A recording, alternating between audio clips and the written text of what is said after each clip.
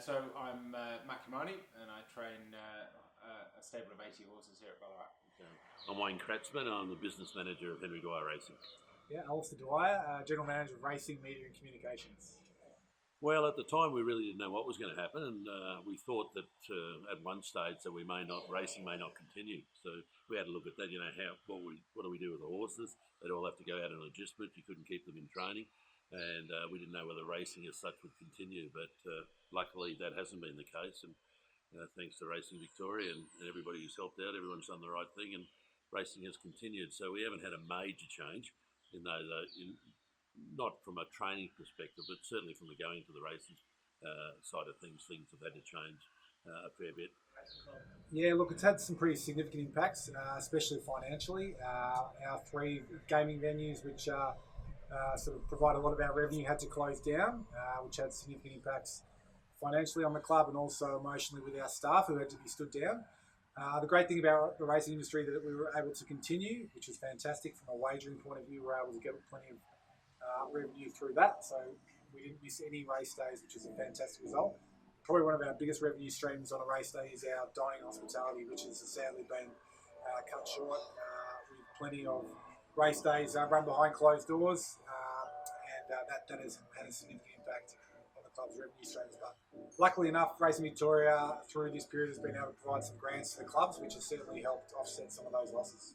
When the pandemic first hit, and it became obvious that we were going to have lockdowns and changes to everyone's lifestyle, we did worry about what that effect would have on us, and we put some measures in place to perhaps mitigate the effects, depending on what was going to happen with lockdown and whether racing or not was going to continue, because we had seen in Europe, for example, that racing was put on hold for a few months, and so we started to make arrangements for what we might do with the horses if we weren't allowed to race them, but also if we weren't allowed to even exercise them and have the staff come into work. Thankfully, none of that came about, so in the end we didn't really have to change much. So really it was we were very lucky and very, very thankful.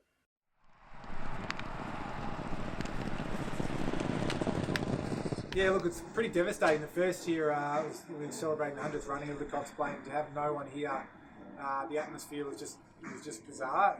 It felt really empty. Obviously, the Valley's a coliseum with the people there, with 30,000 plus people on Cox Plate Day, and as I said, we lost a lot of revenue from a lot of the dining and corporates coming on course. We couldn't believe our luck when it happened for a second year in a row this year for the 101st running of the Ladbrokes Cox Plate. To let down our members and the public to be here on Cox Plate Day was terrible, and again the atmosphere was really flat. So credit to our broadcast partners to be able to bring the race days to some sort of life through the TV screens, but the place behind me here is built on atmosphere, and we certainly noticed not having crowds here, and hopefully never again will we run a Cox Plate without crowds. What I think it probably has changed is our communication with our owners, because they've gone for a couple of years now without being able to come and visit their horses at the stable or get to the races. So while I think our communication was pretty good anyway, it's probably stepped up another notch. We've been more communication, more contact, more video content, and more reporting from the racecourse, when normally a lot of the owners would be there on the day and you'd have a chat with them and they'd be able to ask you questions. We've certainly had more conference calls, if you like, or FaceTime meetings with owners, particularly going into big races, when normally you just do it all on race day when they come to the races. So that's certainly changed. I'm not sure whether a lot of that will continue going forward, because it's quite resource heavy. It takes a lot of time up to do things like that, and when you're going to be seeing the owners on race day anyway, it's probably not worth repeating the exercise on a phone or computer. So. You already came to work, but you didn't have that interaction with owners. We weren't going to the races, and that's part of it. We've got over 2,000 owners, and you want to be part of it and get to the races. The reason they have a racehorse is that they want to go to the races and hopefully see them win. So all that was that all changed, and I guess things became a lot quieter from that perspective, though you still had the same amount of work to do.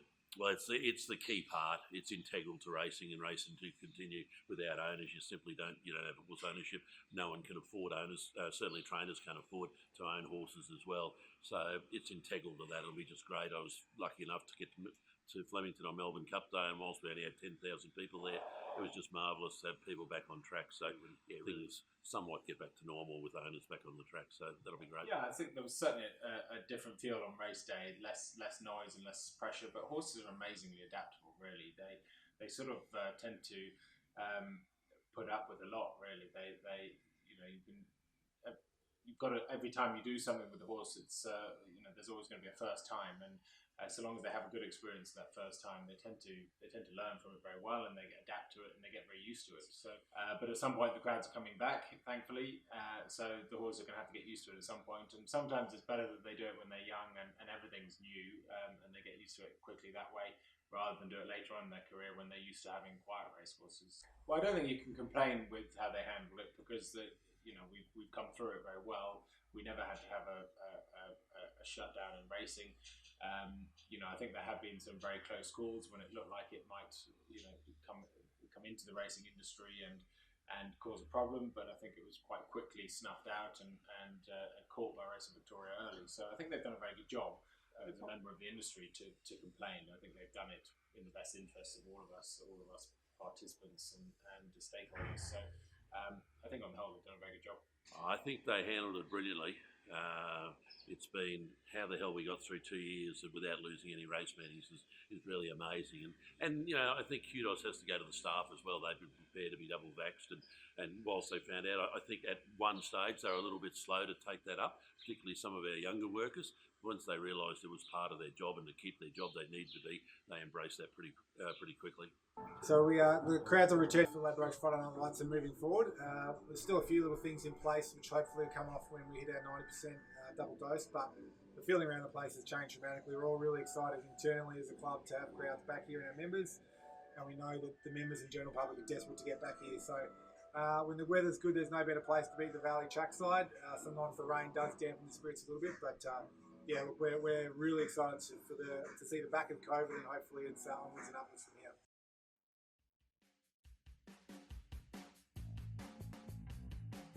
So what does the future hold for Cumani Racing? Well, hopefully lots of winners, some big Group 1s on the horizon. We've come very close to winning some Group 1s last year. So I think we're eyeing up some big trophies, and hopefully that'll happen sooner rather than later. Really exciting times, I think.